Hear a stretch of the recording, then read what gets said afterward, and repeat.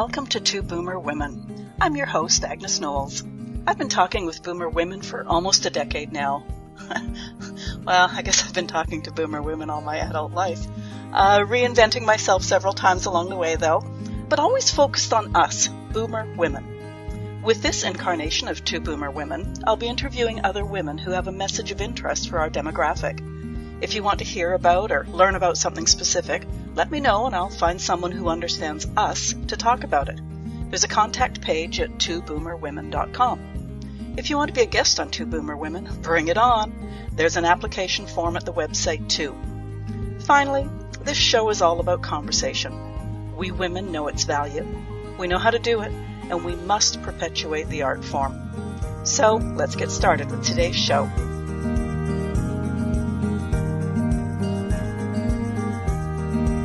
Welcome to the Two Boomer Women podcast. I'm your host, Agnes Knowles. Today's guest has a mission statement to educate people on what it means to be truly healthy. And if appearances are anything to go by, she knows what she's talking about. Apparently, though, she had a bit of a journey to get where she is today. Like the rest of my guests, Sheryl seems to know mid-age women. I read this statement on her website. Your days are spent ... prioritizing everything but yourself. Sound familiar? Sheryl focuses on supporting women in perimenopause and menopause and talks about goals like radiant energy. Couldn't we all do with a little more of that? Sheryl, Carroll, welcome to the Two Boomer Women podcast. Oh, thank you so much. I'm so excited for our conversation. Yeah, I am too, except I need you to explain how a woman starts out in banking and ends up an integrative health practitioner. I know. Isn't that just, I'll explain kind of the link now as to how my training really supports me doing what I do.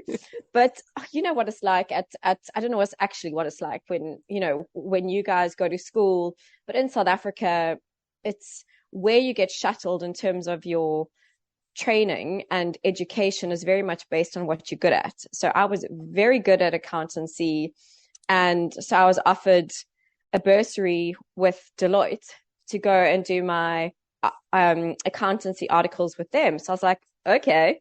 My dad was a chartered accountant, so it seemed like a natural step. So I went and did it, had a whole lot of fun, went from there into banking in London and, spent my years in internal audit, but always felt that there was something missing, that I was good at my job. I, climbed the ranks and, got good reviews, but I didn't have that fire in my belly for banking or for auditing or anything like that. I just really enjoyed the experience that I had to travel the world and meet amazing people and have lots of fun. And, so then I moved to Australia, and where I moved with my husband and went straight into banking, obviously. And then when I was on maternity leave with my first child, I was like, I've got to use this opportunity, obviously, to spend time with my child, but also to do a little bit of training. So I was like fanatical around exercise. And I was like, okay, great. I'm going to do my personal training qualification and actually see if that's a route I wanted to take, because I used to run, like just fun fitness classes for my friends on the side on weekends. And I did that, but I didn't love it. Like I knew I didn't want that to be my career. But whilst I was pregnant with my daughter, one of my best friends was diagnosed with bowel cancer and passed away 3 months later. And, she was somebody who'd shared this real passion for health and well-being.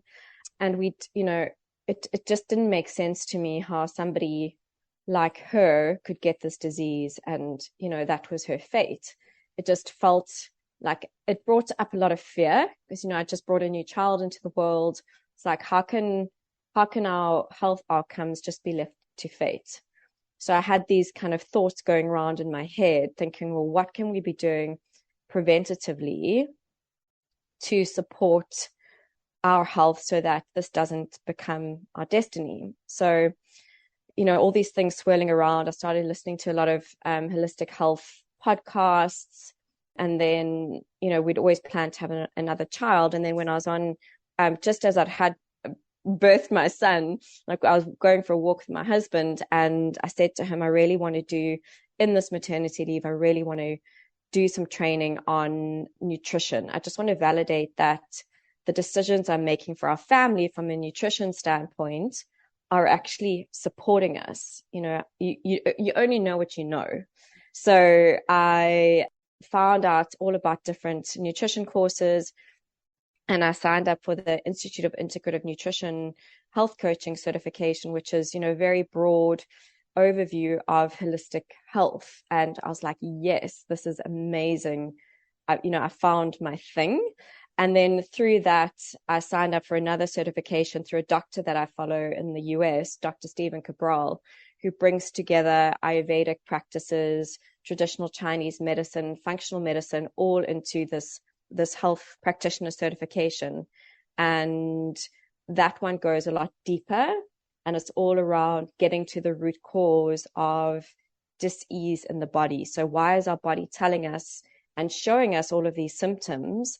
It's all about bringing about balance into the body. So that's finally where I understood why I'd gone through these years of training as an auditor, because it was all, my role was an internal audit, and it's all about getting to the root cause of issues going on in the bank. And here it's about root cause analysis, but within the human body. So, I'm like, okay, I understand my path now. So that's how I've ended up doing health coaching.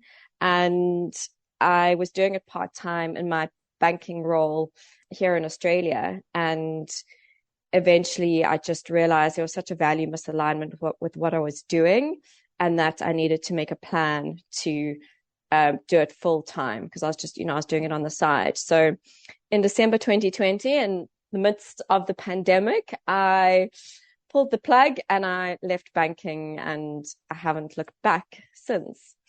So that's really how I've ended up where I am. And kind of, I started off being a generalist, and then I realized that I was attracting a lot of women in the, 40 to 50 age category, all feeling the same way, or kind of feeling a bit disconnected with their bodies, not having the energy that they want, didn't know what they were doing wrong. And, through my investigation and also stuff that was going on with me personally, the whole world of perimenopause was opened up to me, because it wasn't actually something that was covered specifically in my health coaching certification or either of them, even though it was, it's very in-depth, the training that I did on hormones. There wasn't a specific deep dive into perimenopause, just obviously a module on menopause, but not the pre-experience, which is what most women, that's where things can go a little bit hairy. So through this, I was like, this has to be my thing, because I just feel that women really need this level of support to be able to take advantage of the real opportunity that the menopausal transition can be for us. Okay, first of all, I would like to say that if anybody gets a true fire in their belly for audit, please message and let me know. Now, I also obviously read your bios, just so that people don't take one look at your picture and go like, oh yeah, like, she's obviously healthy and in shape and all that stuff. She doesn't really have a clue. I take it your health, or your trip to good health, was a bit of a journey. I sort of intimated that in the intro. Are you comfortable sharing that with our listeners? Absolutely. And it's, it's been up and down, up and down. The more you know and the more you understand about what true health is, then you can really have a look back and think, wow, that wasn't, I thought I was healthy, but I really wasn't. So maybe I'll start off with my definition of what I see true health being. Please. And that's having the energy and the ability to show up the way you want to in all areas of life. So that's for work and for your family and for your hobbies and, whatever else is important to you. So that's my definition of health. And so I'll start off with, when I was around 21, I'll say, 21. So I've always been pretty small, lean. I could eat what I wanted to. And then I went to the US to work on a ski resort. And my job was working in the food court. So the people in the kitchen would always make us all of this food. So pretty much what I did for 2 months was eat. And I got back to South Africa after this experience, and like I'd put on so much weight. I felt so uncomfortable in my skin. So what I started to do was reduce what I ate and then started to go to the gym. And then that became a bit of a thing for me. And I started to lose the weight and it felt good. And so I got that positive feedback. And then I got into a very bad relationship with like controlling what I ate and then always having to exercise. So through this whole, and this was pretty much my pattern for, I would say, maybe for about 5 years. And then I became less rigid around the eating side of things. So, I improved my relationship with food. However, the exercise situation was too extreme for my body. And then when I moved to London, I got into marathons. So, so I was always training for this particular, and I did stupidly ran back-to-back marathons. I was a very good long distance runner and my times kept on improving. And through all of this excessive exercise, I lost my period. And, through a lack of education, I thought this was wonderful. I didn't have, the issues of, having a monthly period, anything that went with it. But actually that my body was crying out to say that what I was doing wasn't working for me, and that continued. And, eventually when I met my husband, he was like, Sheryl, this is not normal. This is not normal for you not to have a period. And, but everybody around me would have said that I was so healthy because, I was in shape. Ate very well. I exercised a lot. So, from the outside, yes, she's healthy, but actually I wasn't very healthy at all. And my body was giving me these signs that I just brushed off because I was like, oh, it's convenient.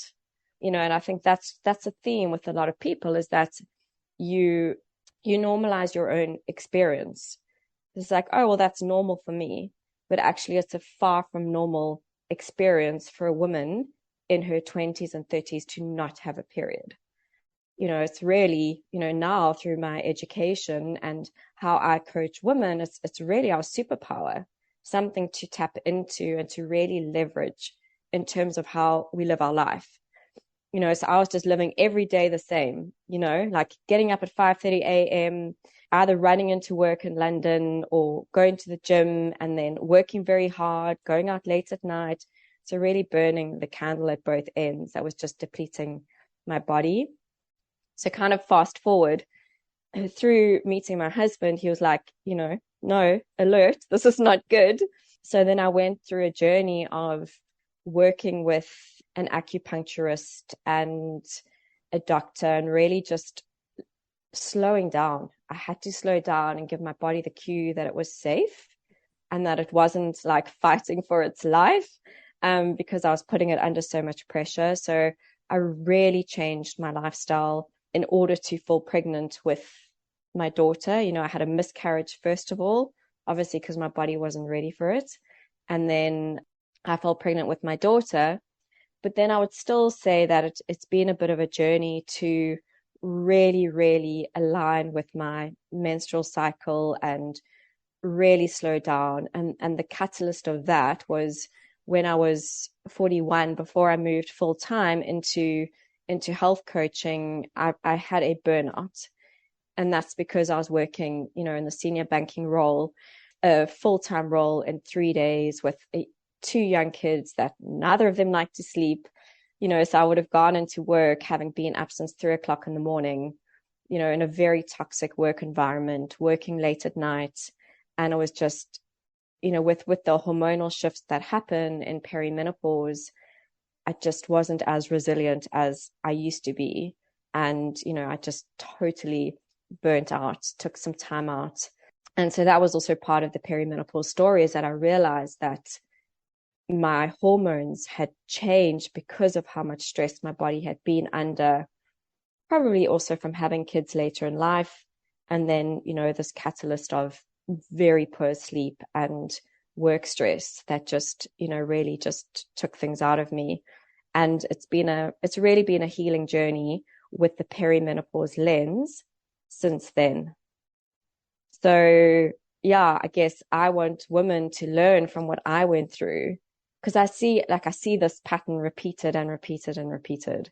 And, I just want women to just stop before they get to that really bad place, whether that's burnout or, a diagnosis of some sort that they really don't want, and like proactively take the steps to feel amazing, because we can. I hope you don't think I'm being flip when I say that, perhaps you were lucky to have something so obvious as difficulty getting pregnant, because that was sort of the slap upside the head, whereas a lot of people can really fall into poor health with no outside alarm bells going. Exactly. I 100% agree with you. Like, all of these things are gifts. It was a gift that I had that experience. Well, first of all, that my husband was so, progressive to, he's so direct and honest, to be like, you've got to sort this out. This is not okay, as the starting point. But it was the fact that I had a miscarriage that was the real catalyst. It made me, because at that point in time, I was 36, and, so I'd been engaged before and had this idea of having a family. And I wasn't sure at that point whether I wanted a family again, so the fact that I wasn't, having a period, or I didn't think of the longer term health implications for my body, because not having a period for that long, it has huge implications from a bone density perspective. Our hormones have such an important role in overall health. And the fact that they weren't working properly meant so much more than just the lack of fertility, which is what I know now, but I didn't know then. So it was really the fact that I fell pregnant, even without having a cycle, that got me into the thinking and the feeling of what it would be like to have a family. And that's what was really the main driver then to me, like, okay, like, this is what I want and I need to work for this. So, all of the other stuff, because it's about undoing our programming of all of the habits and the behaviors that we take on and we embody, that it's about unpicking all of that. And, I think for anybody who needs to make a behavior change because they have a particular goal, it's the behavioral side of things that's always the most difficult to shift. But it's about being very clear on your goal and why your goal is important to you. That is what keeps you moving forward, even when it's a bit tricky. So I'm just flipping back here. Radiant energy. That was a goal. Okay, I'm going to move on now to menopause. Yes. I have a line I use that I was born before hormones were invented, because I had a fairly easy time of both. Amazing. Perimenopause, my periods, menopause. It was a walk in the park for me. But I know many women aren't that lucky. What, and perhaps more importantly, why is why is it that this time of life is so momentous for so many women? So can I ask you a question first? Uh-huh. What were your stress levels like, your family construct, in the kind of perimenopausal phase? Interestingly, I had become a fitness instructor. I was teaching wellness. So in many ways, my physical health was probably pretty good. I had just separated, so that was a huge stress. had a good job I liked. So yeah, I don't know. Okay. Yeah. So the reason I ask is that very often it is the high stress levels that impact somebody's experience of perimenopause and then obviously menopause. So generally the tricky time is in perimenopause, which can start as early as the age of 35, particularly because of the high stress world that we live in right now and the fact that women are having kids later. So there's just this level of depletion in our bodies. So it really is from the age of 35 that the first hormonal shift that starts to happen can start to play up in people's, experience of life. So that's the progesterone levels that can start to decline. And, progesterone is a lovely calming hormone that comes in after ovulation in the second half of the cycle. And when that starts to decline, impacted by stress as well, that can impact people's sleep. It can make you more anxious. So it's not there to balance the estrogen, which is like, if you think about it, estrogen is like foot on the pedal, progesterone is foot on the brake, and you need them in balance to feel balanced, particularly in the second half of the cycle. So people can start to feel out of balance that early on. And then if you add on things like physical stress, like I had, very poor sleep, still trying to, fit in all the things in life, which just adds on, the mental and emotional stress, work pressure, just the juggle of day to day when, so we are expats, we don't have family support, just trying to do it all.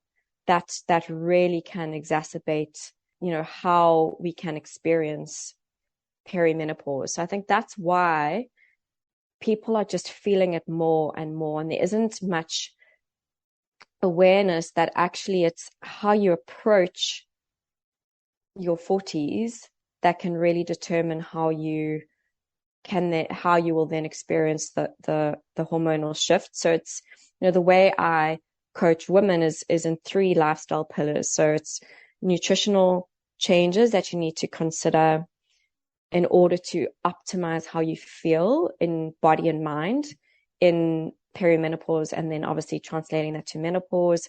It's the movement side of things. So often, because of the hormonal shifts, women start to hold on to more belly weight and they just don't feel the same way. They're a little bit softer, just not feeling as good in their bodies. So what do? They decrease their calories and then they increase their exercise, which just puts an extra layer of stress on the body that they can't handle. And then that can have knock-on effects on thyroid, causes their body to hold on to more weight. So it's really people try and apply the techniques that they did in their 20s and 30s onto perimenopause, which just makes the situation way worse.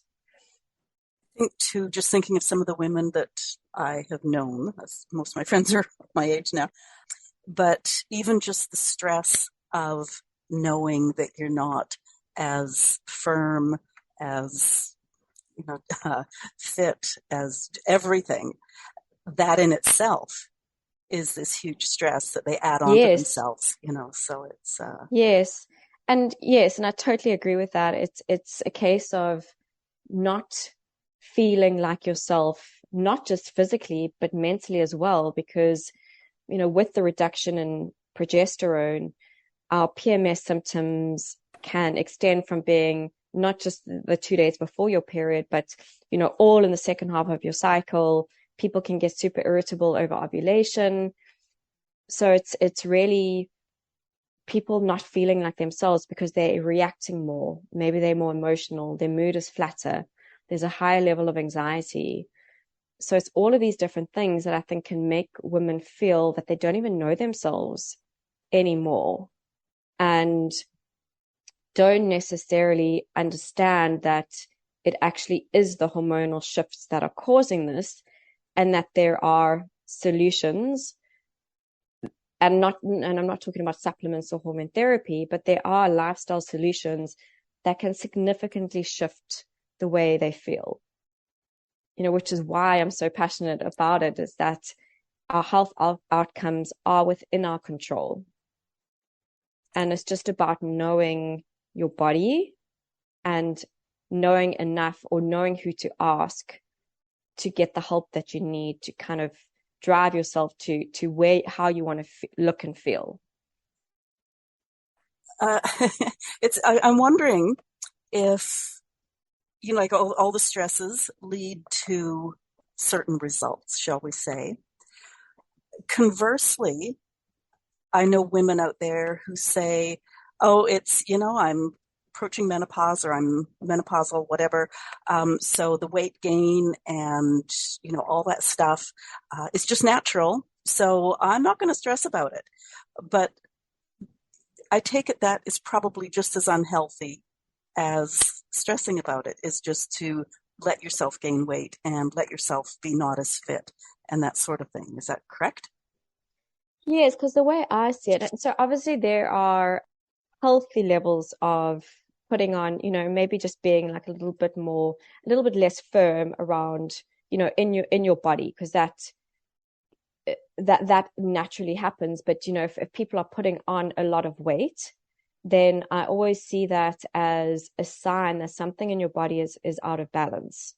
So, if you see somebody putting on 5 to 10 kgs, they may feel okay because they're just accepting that that's just what happens with aging.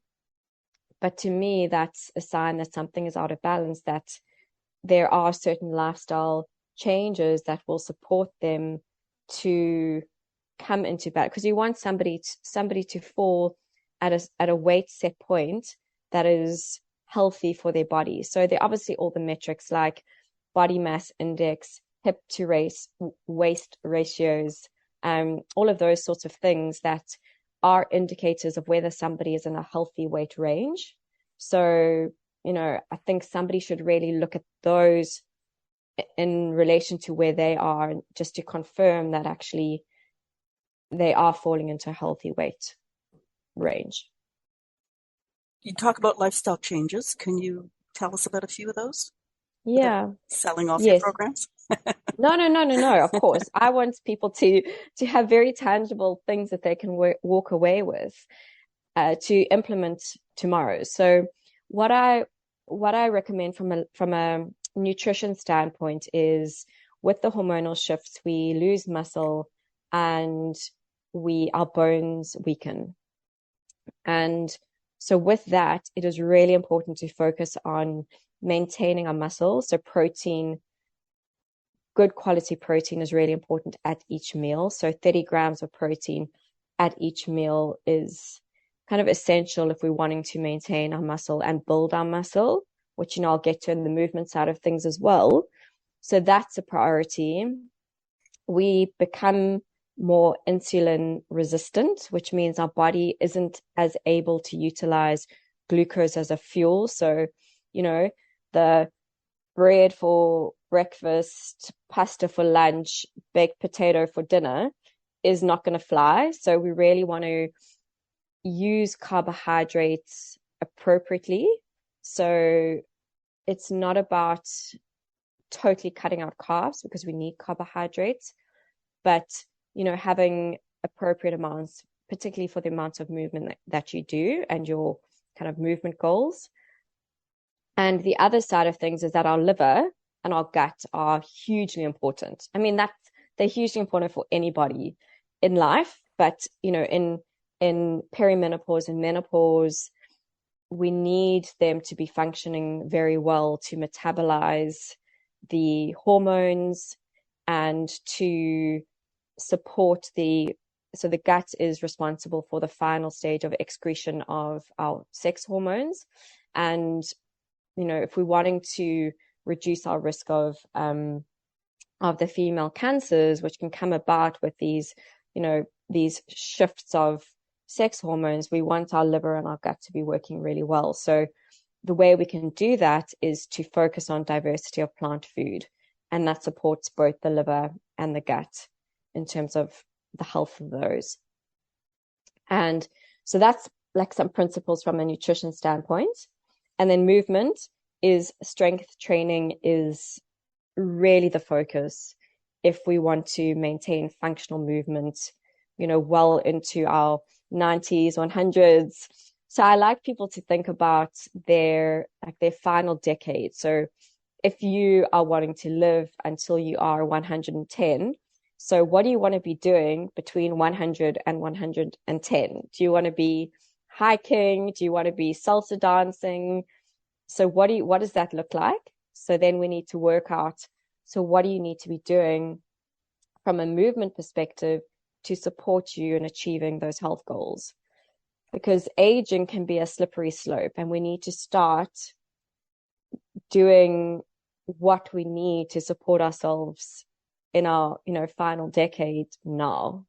And like, that's a beautiful way to think about it, and a beautiful motivation for people who don't necessarily like the idea of strength training. I think a lot of women have this idea of men in the gym, and it's maybe they used to using like 1 or 2 kilogram dumbbells. But actually, if we want to be able to get up and down, off a chair, and, put our own luggage up in the suitcase thing in the airplane, be able to carry our own groceries, we really need to work on strength training movements that support us to do that. So squats and push-ups. So if you think of like pushing motions and pulling motions, rows, those sorts of things. But in order to be able to do that, we also need to make sure that we are maintain flexibility and mobility. So really, adding in things like yoga and Pilates are also very important.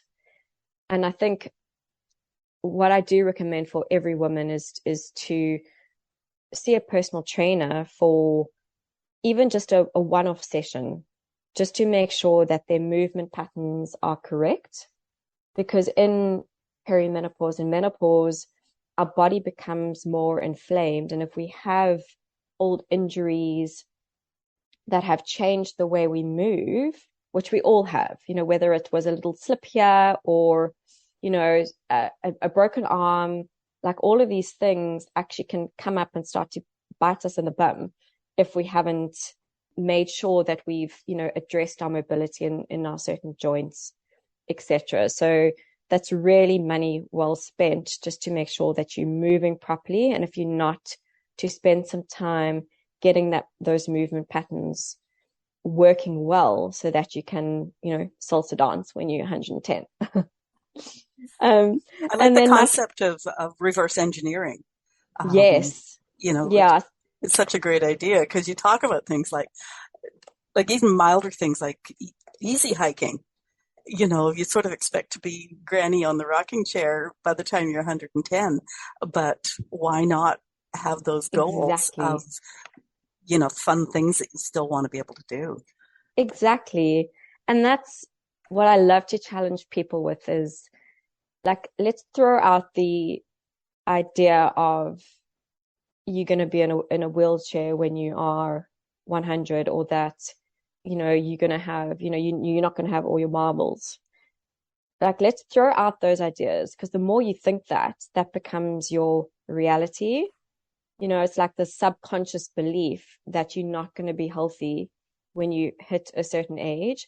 It's all about, these very subtle thoughts and beliefs that we have. And if we intentionally create a vision of what our life is going to be like at that stage, and put in the actions in place now, that can 100% be your reality.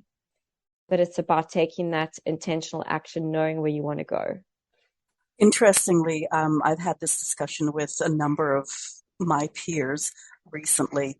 I had read an article that said, if you're 20 or 30 and you forget something, you go, oh, drat, I forgot it. And you keep on going. But as soon as you're 60, 65, 70, and you forget something, you go like, oh my God, am I getting dementia? Because as you get older, you start thinking about those things. And so I think that's what you've just said is as soon as you start saying, oh yeah, I'm having some loss of mental capacity, or I'm getting dementia or something like that, beware the self-fulfilling prophecy. Yeah, and the self-talk, and it's about, catching yourself, even if in a conversation with somebody, it's about, if you say something and you forget somebody's name or whatever, and you're like, oh my gosh, I'm losing my mind. Like that's negative self-talk. So it's really catching yourself in any way, and not talking to yourself like that. And like there's so many different techniques out there to do kind of brain training, and there's so, like, once again, there's so much that's within our control to be able to direct our health outcomes. It's just about being open-minded and curious.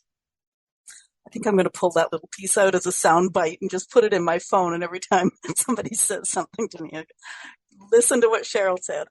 Yes, absolutely, absolutely. And it's also, if somebody says something to you that, that's actually a physical boundary. If someone says anything to you about anything like that, you can just say, nope, not interested in having a conversation like that, or, Yeah. putting us in a box because we a certain age, or, limiting what we can do because we're a certain age. That's why I love working with anybody who is just open-minded enough to see the potential in themselves, like regardless of the age. I still lead a seniors exercise class. Amazing. I started with the class about 30 years ago, and they were seniors then, and some of the women are still with the class. So I have women in their 80s and their 90s, and a lot of the things we do in terms of range of motion and strength training, I tie directly into day-to-day life. Like you're going to go for your driving test. Guess what? You have to be able to do those shoulder checks, so we do all that stuff. And, you've got your great grandchildren or your grandchildren visiting. Like the last thing you want to do is to have to sit down and have someone carefully place the child beside you because you're too frail to pick them up and give them a cuddle, so that sort of thing. That is so great because it's that's perfect because you're tying what their priorities are to the particular, and that's going to give them the motivation to be like, yes, I'm going to do this. And that's so important, tying things to people's goals and making it tangible for them. Well, it seems to be working. Good. These women are my role models. So yes. And do you want me to just finish off on my final I'm sorry. pillar? Yeah. Yes, please. So the final pillar is stress. So, I think we touched on this in the beginning because I often see this as the biggest category for women because incorrect nutrition, incorrect movement adds to the stress bucket. So I always get people to envisage a bucket, and we all have a bucket generally quite full of stress, and it's physical stress. So anything that adds physical stress to the body. So a high toxic load. So, regardless of how clean your personal environment is, in terms of your personal care products, cleaning products, there are just a lot of toxins that we're exposed to on a day-to-day basis. So that's generally quite high for people. Heavy metals, passed down from your mother that you could be unaware of, can be passed down from generations. So physical toxins, poor sleep is another physical stress, excessive exercise, a physical stress, too little exercise, a physical stress. So all of these things can add to the stress bucket. And then you add in the mental and emotional side of things as well, where, in our everyday life, there is a lot of that, whether it's, work stress, a boss that's not being very nice to you, deadlines, unpaid bills, organizing a party, like often things that people think are positive when you've got your plate is already overflowing, adding that, a family event or something onto that can be the straw that breaks the camel's back. Even though it's meant to be fun, it's actually a stress. So working with people to, first of all, identify all the things that are causing stress to them, and then working on, various practices, optimizing sleep, detoxification, working on daily routines that can help people manage the mental and emotional stress side of things is probably one of the things that is so, so helpful to people, having that structure in place. Do you ever recommend that people walk away from the news of the day for at least a while? Absolutely. I mean, I don't watch the news. I don't even know what's going on in the world because it just impacts my well-being so much, because I feel like there's so much bad going on in the world that I can sometimes feel guilty that it's out of my control. There's nothing I can do. So, I step away and focus on what I can influence in my environment. So I would encourage people to, if they're comfortable being that extreme, to do that if it's really impacting their mental health. Otherwise, yes, exactly that. Manage their input. So maybe have one time in the day where they check the news, and for the rest of the time, like, step away from it. That's the same thing, like controlling your inputs is essential if you're wanting to manage your mindset. So the social media scrolling and the news. I was going to say, I listen to talk radio here in Canada, and it's like, okay, I'm shutting this newscast off because it's the exact same as last hour, so, and I think you've got to really stop and think about what you are listening to just on that. Yeah. So. And also assessing how you feel before you put on that talk show, and then how you felt afterwards. Do a little bit of a check-in. If you have a gut feel that consuming either Instagram or consuming the news is impacting your mental health, then assess yourself after you've, before and after. And if it's you feeling more stressed, anxious, irritable afterwards, then it's something that needs to be managed and controlled. You're listening out there, everybody. Tell me if I'm going here too quickly. Hormone therapy. 20 years ago, my friends and I avoided hormone therapy for a bunch of reasons, but I understand hormone therapy today is like way more reliable, better for the body, safer, whatever. Can you address that? Yeah.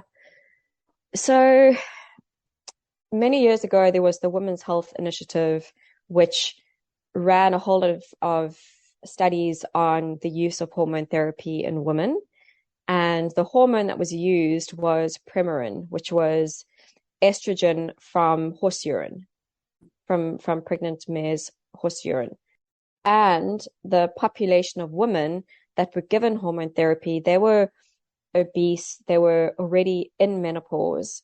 So the population, as well as the type of hormone that was given, was really what drove the negative results that came out of it, which was, increased risk of cancer, all of these different things. And that's really what has put the fear into so many women around the use of hormone therapy. So fast forward to today, and the whole landscape has changed. So today there are hormones available that are obviously produced in a lab, but they're made from plants, and they 100% mimic the hormones in our bodies. So our bodies can recognize them, can use them in exactly the same way, whereas the horse urine, not recognizable to our body, cannot be used in the same way. So that it's just a very different product. They are they termed different things in different countries, but the two kind of things. So there's bioidentical hormones, which are these hormones that I'm talking about that are made from plants, and they are made by compounding pharmacy, and a doctor will have them made up to 100% meet your specific hormonal need. So, it's kind of an iterative process to land on the dosage that works for you.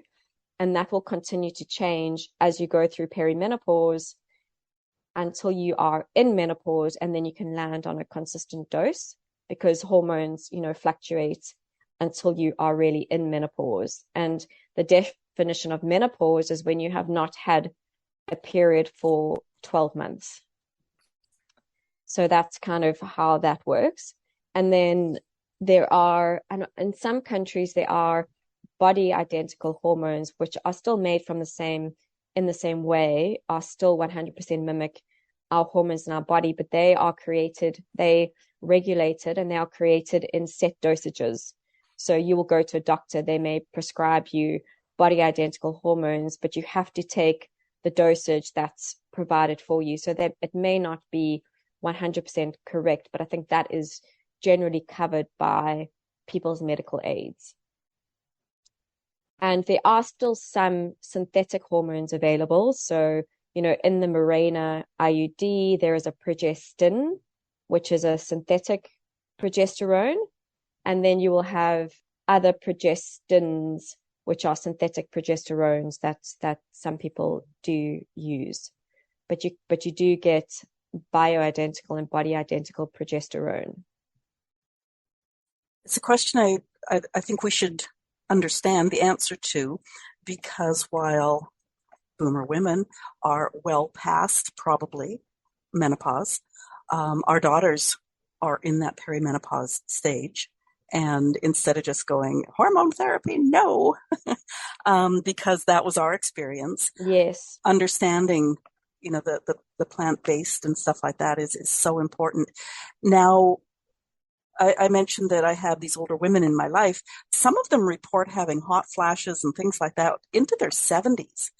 Wow. If they are having those symptoms that are associated with menopause into advancing years, is it too late, or is it still possible to get on hormone replacement therapies like some of these new ones? Would those help?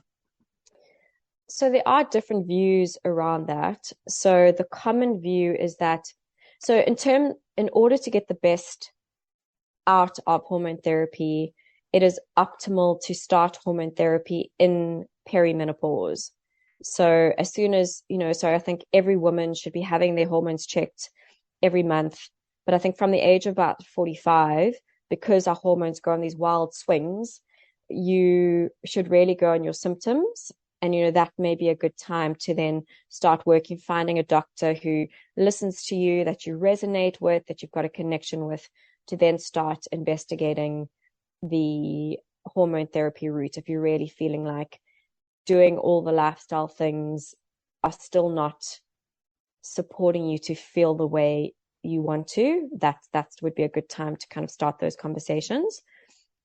There are some doctors that say that you can start hormone therapy 10 years after menopause. But I think that other doctors say you can do it whenever. There's a particular doctor who works out of the US. She's got almost like a hormone subscription club, and she does prescribe hormones to women in their 70s.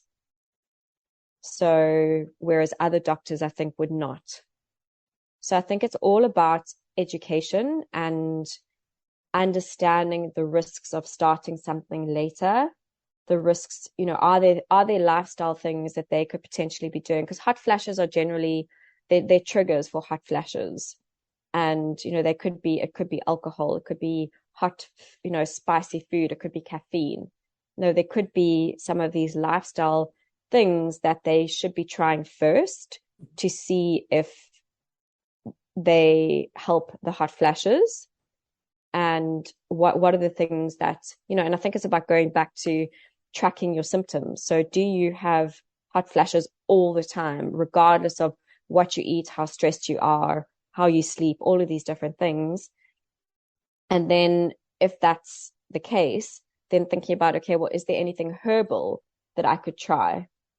And then, if still not, then I would say enter into a conversation with a doctor that specializes in hormones, because doctors will openly say that in the traditional medicine environment that there's very limited education on perimenopause and menopause. So you really want to find somebody who has gone the extra mile and is very well versed and educated on hormone therapy and the risks, particularly in somebody who's already in menopause.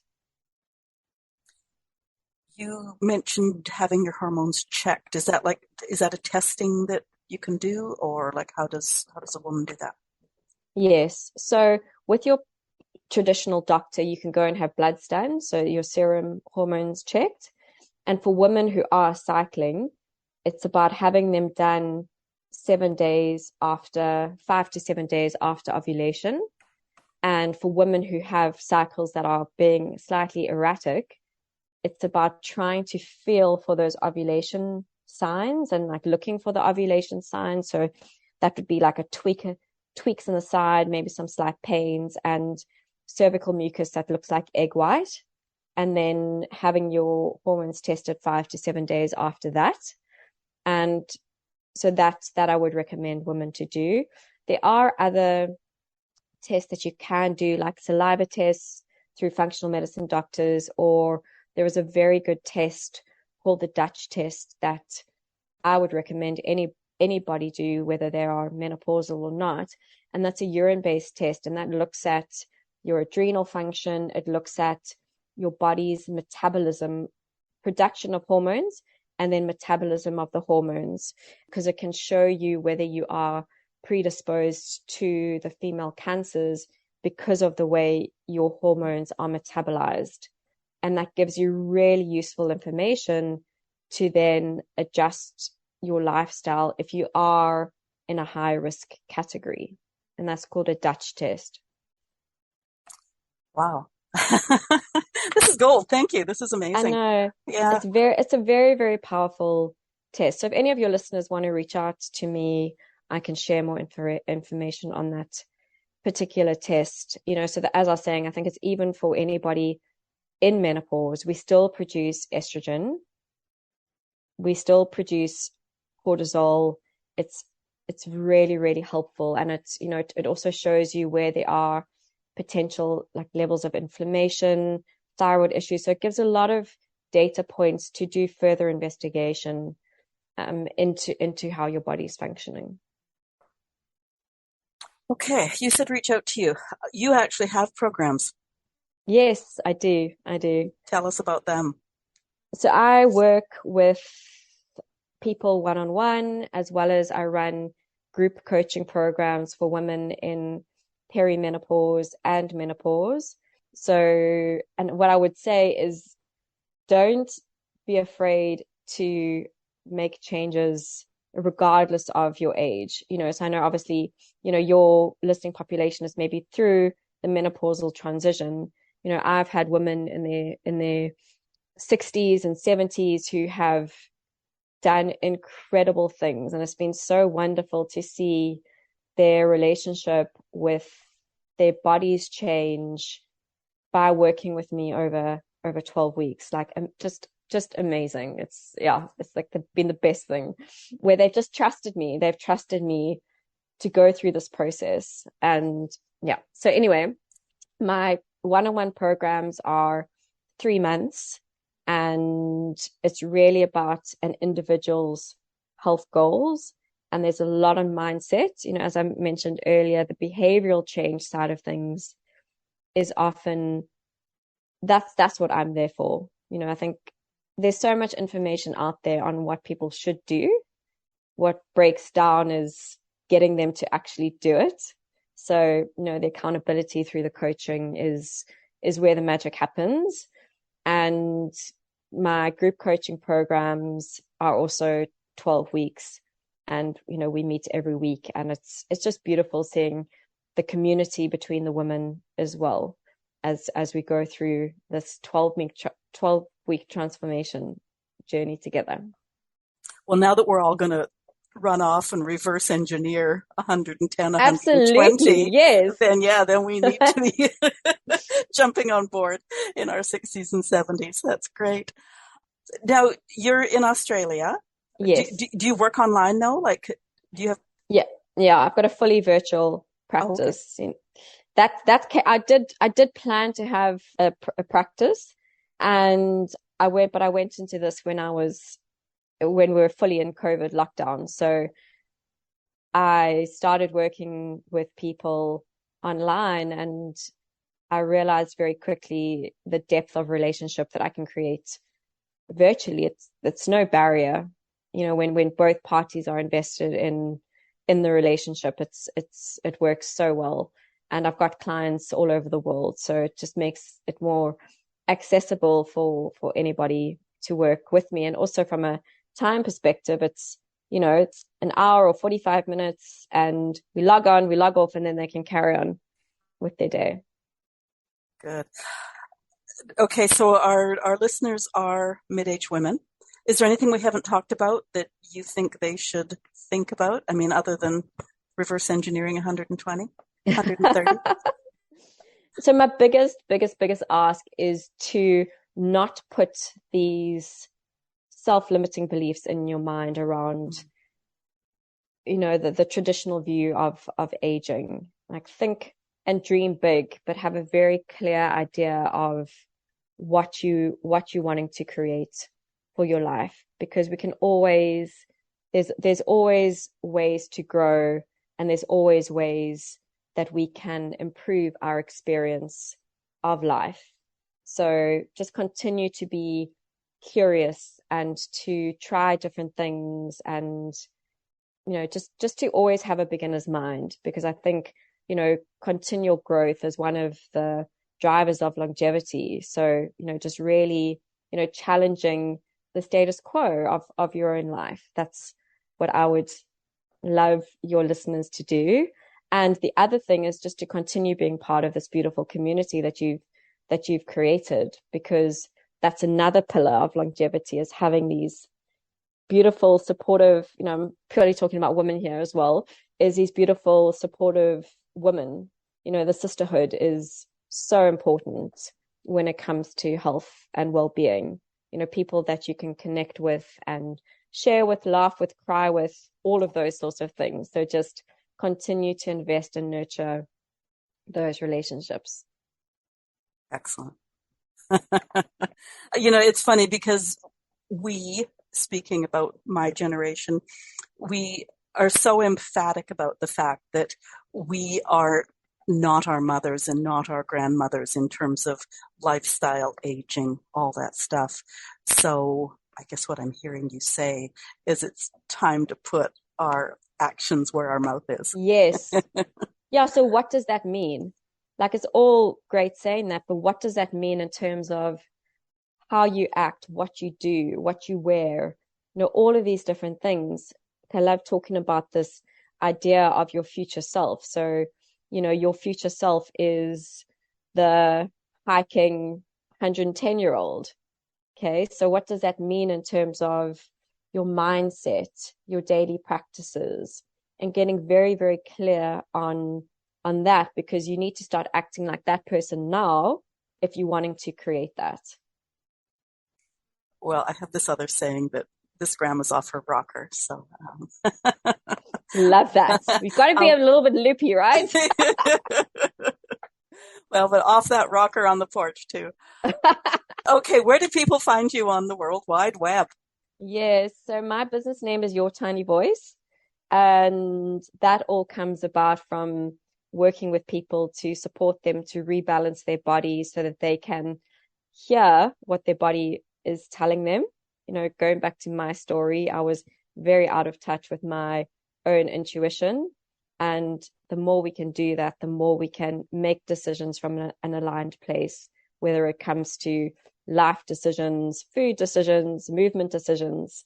So you can find me on ytvhealthcoaching.com and Instagram, Your Tiny Voice, and Facebook is YTV Health Coaching. And just to say, if any of your listeners are interested in having a chat, I do offer complimentary 30-minute sessions just to touch base, understand, get people to articulate where they want to go, and just being able to point them in the right direction. I've got this whole reverse engineer in my brain now, and I can't get past it. I think that was just fabulous. Okay, links will be in the show notes. Listeners know that. Listeners, if you have comments on today's show, please talk to us. If you're listening at twoboomerwomen.com, scroll to the bottom of the page and leave comments there. We can be found at iHeart or Spotify, Apple or Amazon, most places a person would listen to podcasts. Feel free to leave comments there, and please leave stars and reviews. They help us grow. Before you go, hit the subscribe or follow button, and you'll be notified about future interviews with more of my great guests. Share this conversation with a few friends who are struggling with haywire hormones. Sheryl's shared some great thoughts today, and we can use all the great thoughts we can be given. Just before I go to the listeners, just in the last minute or two, the Zoom call has been freezing. And as I read my outro here, Sheryl keeps blinking, and I go like, okay, we're not frozen yet. Oh, dear. Okay, so share this conversation. It's excellent. I just, yeah. If you want to be a guest on the podcast or know someone who would be a great guest, there's an application form at the website. Or if you want to hear wisdom on a specific subject, message me at twoboomerwomen.com. Sheryl, thank you so much for being my guest on Two Boomer Women today, and for sharing such great info and some insights that I certainly thought I was open-minded but had never thought of before, so that's great. Oh, amazing. I'm so glad to hear. It's been great to chat to you. Have a great rest of the week. Thanks, you too.